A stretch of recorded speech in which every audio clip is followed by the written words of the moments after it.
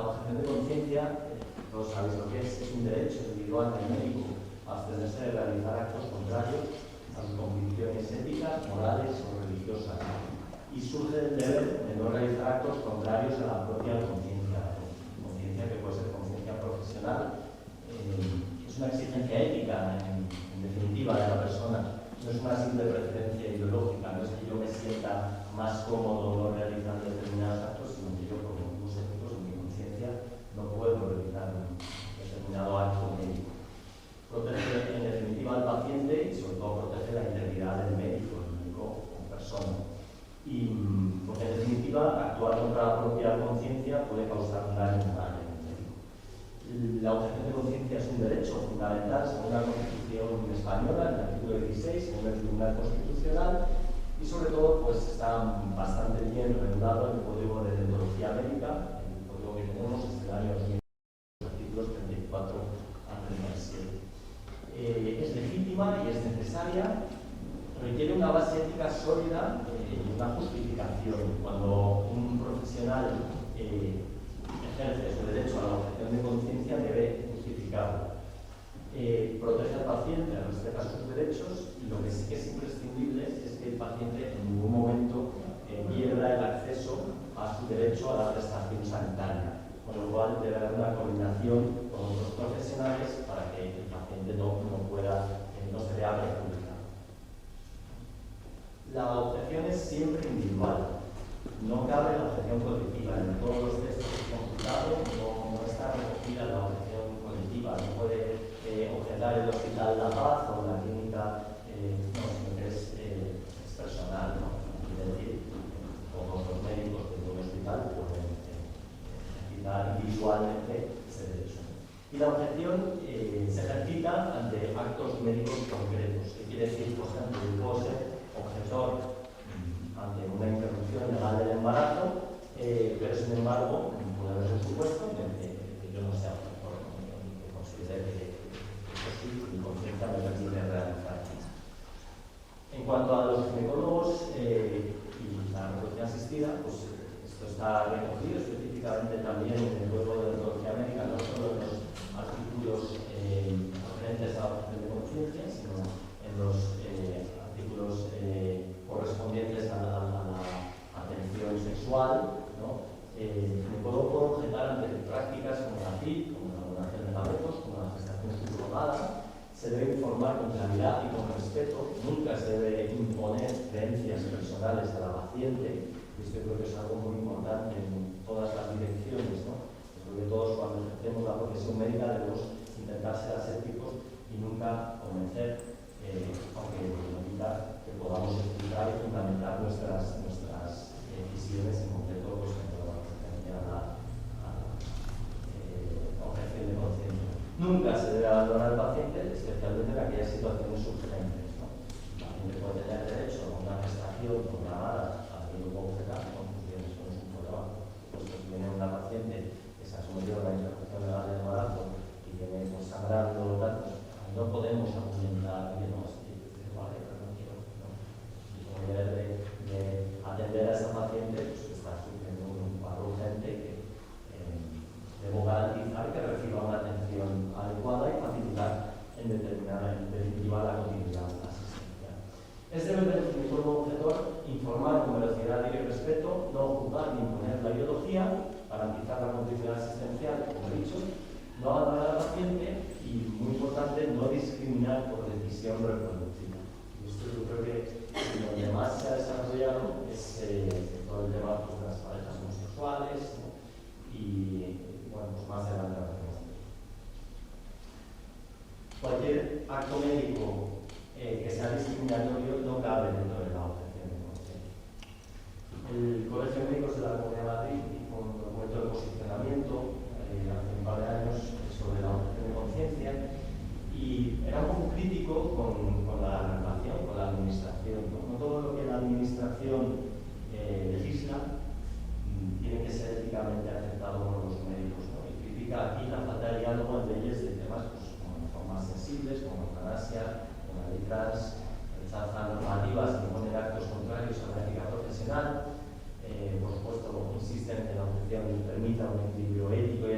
judicial, se preocupa por esto que os comentaba, el protagonismo de la administración, y aquí hay un tema muy controvertido que es el tema de los registros de objetores de conciencia. Y claro, los registros son peligrosos, ¿no? Porque al final pueden suponer una medida de control sobre el gobierno o de los órganos ejecutivos que limiten, en definitiva, la libertad del médico a la ejercicio de la objeción de conciencia en un determinado acto concreto. Y bueno, pues esto podría vulnerar los derechos profesionales. También me parecía interesante que realmente tener un hijo no es un derecho. Esto no existe ninguna normativa que establezca que hay un derecho absoluto a tener hijos. No podemos, el Estado no puede garantizar que un paciente va a tener hijos, o la ciencia tampoco lo puede satisfacer incondicionalmente. Existe un derecho por una familia, protegido por muchas constituciones, por muchos tratados. Existe, por supuesto, el derecho a acceder a tratamientos médicos, como las técnicas de reproducción asistida, en condiciones de igualdad y sin discriminación. ¿Por qué tener un hijo no es un derecho? Porque de forma implícita lo que vendría a ser es instrumentalizar al hijo como un producto deseado. El hijo pues, no debería ser instrumentalizado. Yo quería hablar un poco pues, de tres escenarios. Os lo he adelantado antes, ¿no? El primero es la objeción de conciencia a todas las técnicas de reproducción asistida. El segundo sería la objeción de conciencia ante determinados supuestos, determinadas técnicas dentro de las técnicas de reproducción asistida. Y por último, pues, como comentaba antes, el acceso de parejas a tratamientos de reproducción que no consideren el empleo de estas técnicas. En nuestro entorno, debemos recordar que España es un país de raíces cristianas, sin embargo, la esterilidad es un problema creciente y las técnicas de reproducción asistida se han incrementado exponencialmente en los últimos años. Esto es el último barómetro del PIS de este año, de abril de 2025, en el que dice que el 20% del 19% de la población es católica practicante, se considera, y un 36% se considera católica no. Y si vemos lo que dice el catecismo de la Iglesia Católica, vemos que podríamos discutir si este 20% está de acuerdo o no está de acuerdo, pero dice que la vida humana debe ser respetada desde el momento de la concepción, es decir, que ese embrión, ese cigoto, que ya es vida humana y que merece el mayor de las protecciones y merece la categorización como nasciturus y entonces es susceptible de otro tipo de derechos humanos, ¿no?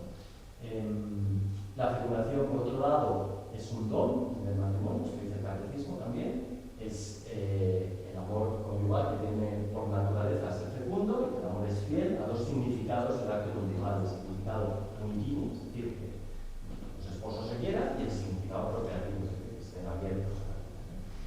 Y el catecismo de la Iglesia Católica dice que las técnicas que provocan una disociación de la paternidad y la unión conyugal son moralmente inaceptables. Estas técnicas separan el acto sexual del acto procreador y solo se respeta plenamente a la dignidad del niño si es concebido como fruto del acto conyugal. Esto es lo que dice el catecismo, no sé. Pero por otro lado, la esterilidad es un problema creciente, además. Esto lo vemos en nuestra práctica, estos son las parejas que sufren esterilidad en España, que es que no para de crecer, la infertilidad afecta en Europa a un 17% de las parejas, 16-17%, esto lo vemos en nuestra práctica y hay que dar una respuesta a esto. Y por otro lado, pues España es el país del mundo, como todos sabéis, en el que las técnicas de reproducción asistida están más extendidas, ¿no? Si en Estados Unidos los niños que nacen por fecundación in vitro son 68.000 al año, para una población de 325 millones, en España son 48.000 para una población de 47 millones. Y en cuanto a las clínicas de fecundación in vitro, pues son muchísimo más abundantes en España que en cualquier otro país del mundo. España tiene una clínica por cada 120.000 habitantes y Estados Unidos, por ejemplo, una clínica por cada 790. Y todo esto, pues al final, si uno vive entre estas dos realidades, le supone un conflicto personal. A mí me lo ha supuesto, ¿no? En muchos momentos de mi desarrollo profesional, pues yo empecé a la residencia pues, con una serie de creencias y valores, y bueno, pues me he equivocado muchas veces, he intentado ser fiel a mis creencias, por otro lado me he encontrado con una serie de necesidades de mis pacientes, de nuestros pacientes, y como pues, he ido concretando, pues, claro, pues, tú tienes ahí tus 30 años, haciendo tu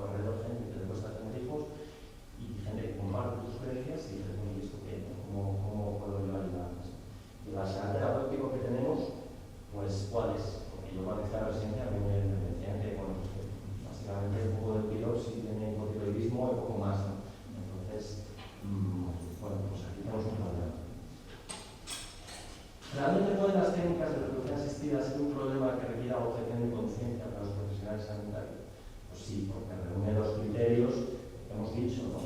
Pero esto en la práctica pues, puede afectar un poquito a los residentes, a lo mejor a los más joven, que no va a ser una consulta con la gente cómodo, pero la realidad es que la reproducción es una actividad programada, es una actividad que requiere una formación específica, como todos sabéis, muy concreta y que se realizan en centros de unidades de reproducción específica. Entonces, al principio cuando vi el título de esta charla, pensé, bueno, realmente a mí me supone un problema pues, una guardia, una paciente que tiene una interrupción ilegal de embarazo y si yo soy el doctor, pero el tema de la fecundación in vitro, claro, me afecta poco, no sé si me explico. Es verdad que, bueno, pues, por ejemplo, yo cuando hice la residencia, propuse a mi tutor de residentes no hacer la rotación de esterilidad, lo cual, con buen criterio, me dijo, no te das, claro, lo vas a hacer, pues lo vas a hacer si no quieres, es determinados actos concretos, pero tú tienes que formar. Pues bueno, pues yo creo que ahí para los residentes realmente menos problemas. Pero el segundo punto sería la objeción de conciencia en determinados supuestos de reproducción asistida. Sois vosotros a lo mejor los que tenéis realmente el papel más importante. He puesto aquí algunos supuestos. Estaba pensando si poner parejas que no estuvieran casadas. ¿No? A lo mejor ahora mismo esto no es un problema, pero antiguamente pues, podría serlo, ¿no? Parejas de hecho, parejas que no estuvieran casadas. Desórdenes psiquiátricos en los progenitores. La gestación subrogada, que en España no es legal, pero que no sé si es. Bueno, son pacientes que van a otros países. La preservación de ovitos de filo ovárico previo a cirugías de reasignación de género, por ejemplo, tenemos tipo internacional, los proyectos reproductivos comportamentales, problemas que pueden suponer una crisis de conciencia para determinados profesionales. En la SEF hay un documento que me parece que lo explica todo muy bien, del año 2012. Creo que la SEF fue la primera sociedad europea que hizo un código ético como tal, corregidme si me equivoco, en el cual establece que la objeción de conciencia pues lo mismo, es un derecho individual que debe ser compatible con la atención al paciente. Muy importante, como derecho individual no puede basarse en creencias ideológicas generales o discriminatorias. Se respeta el derecho del profesional, pero no debe comprometer el acceso del paciente a técnicas de reproducción asistida legalmente permitidas y se debe garantizar la derivación, como decíamos antes. La información debe aportarla al profesional que ejerza el derecho a objeción de conciencia con anterioridad a su equipo, a su institución, para que se puedan tomar las medidas oportunas para garantizar la continuidad asistencial y no cabe, como se decía antes, la objeción institucional. Nunca por razones discriminatorias, y en particular en lo referente a los tratamientos de reproducción asistida de parejas homosexuales, homoparentales o personas trans que fundacionan su capacidad reproductiva. Nunca se puede justificar una objeción de conciencia por un motivo de estos, según la legislación vigente, según el código deontológico de médicos, según se puede. Sin embargo, se podría objetar a una técnica como ropa. Y entonces aquí, pues claro, no se piensa, yo por ejemplo puedo objetar a toda la fecundación in vitro, pero no puedo objetar a la fecundación in vitro a una mujer homosexual por el motivo de que sea homosexual. Entonces, el motivo nunca debe ser la orientación sexual, porque eso iría contra la legislación vigente. Y sí, sin embargo, si la objeción se refiere a una condición ética sobre el acto médico concreto, por ejemplo, la técnica ropa, pues el motivo por el que estás objetando es la disociación de las funciones maternales. Es un tema controvertido, yo digo lo que hay. Existe una alternativa a las técnicas de reproducción asistida para los problemas de fertilidad, yo creo como el tercero.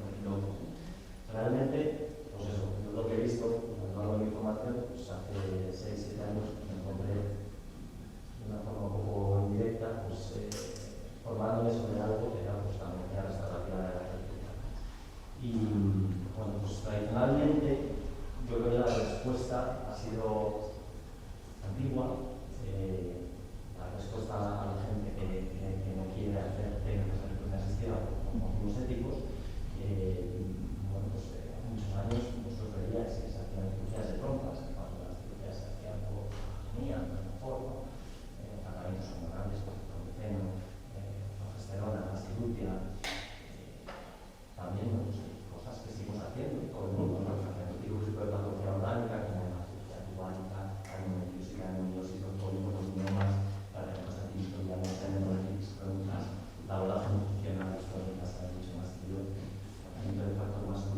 Lo que pasa es que realmente yo creo que hay poca sistemática en cuanto a esto. Entonces, bueno, pues hay cosas que desde luego sirven, ¿no? Por ejemplo, el tratamiento de la anemoclitis crónica, que tiene una incidencia en parejas estériles entre un 10 y un 30%, a pesar de que no se recomienda hacer histeroscopias de forma rutinaria en mujeres con esterilidad, pues el tratamiento de la anemoclitis crónica tiene una tasa de embarazo viable, un NNT, de 3 pacientes, es decir, de cada 3 pacientes a los que les trató con anemoclitis crónica con esterilidad, para tener un embarazo. La necrosis peritoneal, hay una revisión de la Cochrane que dice que el NNT, resecar los implantes de necrosis peritoneal por laparoscopia, es de 8 para conseguir embarazo. Es una revisión de la Cochrane. La incidencia de la necrosis peritoneal, hay autores que dicen que está un 80% en mujeres con ciclos regulares y edad lógica. Pues 50 edad, no se pueden pensar en que va a bajar.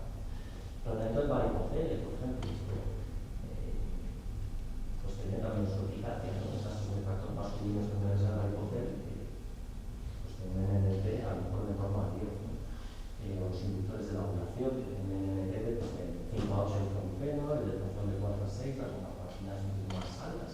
Por supuesto, es distinto si el problema es una ovulación, como sabéis, pues es una disfunción de la fertilidad determinada.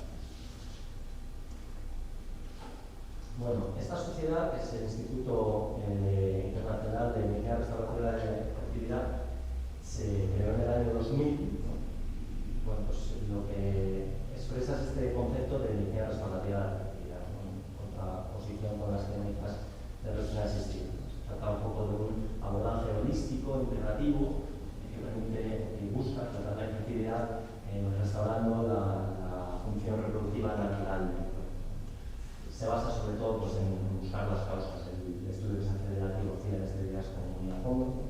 Se trata de hacer un tratamiento holístico, empatizando la fertilidad natural y ofreciendo un tratamiento personalizado e individualizado basado pues, en nuestra pareja.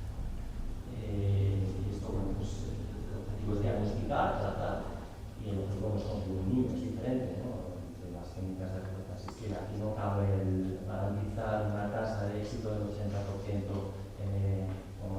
No, esto es distinto. Yo esto, pues cuando veo una pareja nueva, en mi primera consulta me paso 10 minutos explicándoles que si lo que vienen es a buscar un hijo que se ha equivocado, que nosotros lo que vamos es a buscar porque no se vean embarazados, que nosotros vamos a buscar pues, las causas, vamos a acompañarlos, vamos a tratarlo y en ese proceso pues esperamos que les éxito. Y también, pues bueno, pues se trata un poco de acompañar. Hay distintos abordajes, es verdad que la tecnología es un poco lo que más se oye, pero realmente la tecnología es una sistemática. El concepto para mí debería ser la medicina restaurativa.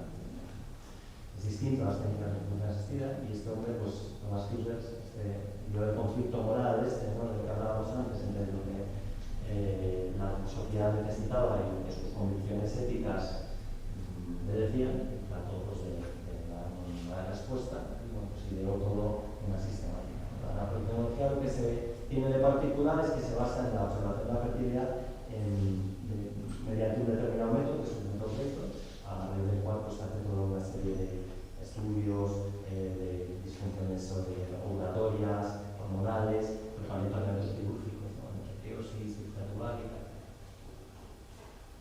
Esto lo voy a pasar un poco rápido, ¿no? Al final, pues, ¿qué es lo que vemos? Que hay como muchas causas de esterilidad, ¿no? Que no es tan sencillo como decir, bueno, pues la esterilidad puede ser de origen tubárico o de origen endometrial, porque al final ves que es un poquito de origen endometrial, un poquito de origen ovulatorio, un poquito de origen masculino y todo eso es la suma lo que hace que pues, no llegue el embarazo, ¿no? Nosotros lo que vemos es eso, ¿no? Pues no estoy muy a fondo y al final tienes unas listas de 7 o 8 diagnósticos que dicen, no, no, esto.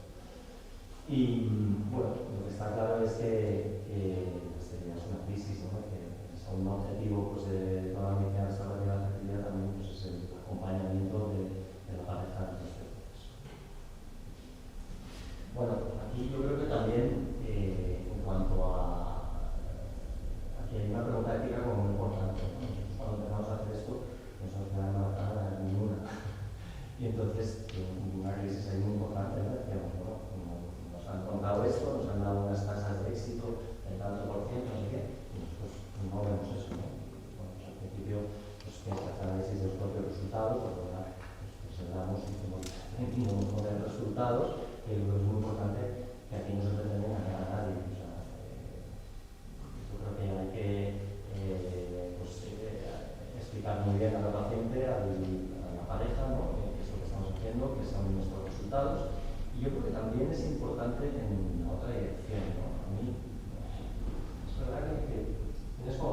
feedback de pacientes que están haciendo esto, que les está costando un montón, porque la seguridad social no se lo cubre, porque están en una clínica, porque no sé qué, porque viven en un pueblo de Mérida, entonces tienen que ir a hacerse una ecografía para ver si han ovulado o no han ovulado. Y el pueblo que les ve no sabe si el cuerpo adulto es un cuerpo adulto normal, es un luz o qué es lo que es, ¿no?